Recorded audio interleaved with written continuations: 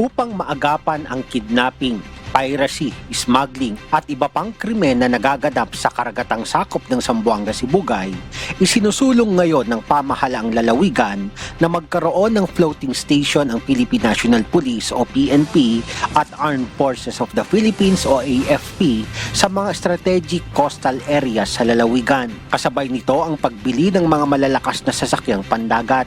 Ayon kay Naga Municipal Mayor Rino de los Reyes, speedboat ang kadalasang gamit ng mga kriminal upang tumawid sa Sibugay mula sa mga karatig probinsya. Mayroon din anyang mga spotter ang mga ito sa pantalan, kaya't madaling malaman ng mga kriminal ang pagkilos ng pulis at sundalo. Kaya't kung mayroong floating station ang mga autoridad, ay malaking deterrent ito upang mapigilan ang pagpasok ng mga lawless group sa probinsya.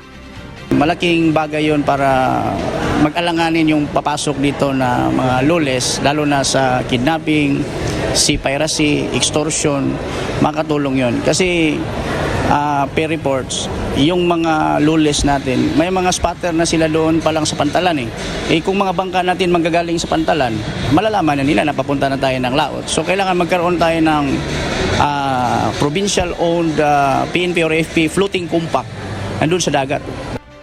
Inaasahan naman na magsasanib puwersa ang PNP, AFP, Philippine Coast Guard, Philippine Navy, Philippine Air Force at Bantay Dagat sa pangunguna ni Zamboanga Sibugay Governor Dr. Ann Hofer upang maisakatuparan ito sa susunod na taon. Dapat ito ay maging successful interagency operation headed by our provincial government of Sibugay. At iba pang mga force multiplier natin, Bantay Dagat, magkaroon tayo ng interagency task force para sa coastal security. On the ground, kailangan masuportahan ito in terms of manpower, equipment, ganun din yung POL, at syempre yung support ng mga local coastal community. Diyos ang aming sandigan, serbisyo publiko, ang aming pinahahalagahan. Mula rito sa Zamboanga, Sibugay, Val Villaflor, humahataw.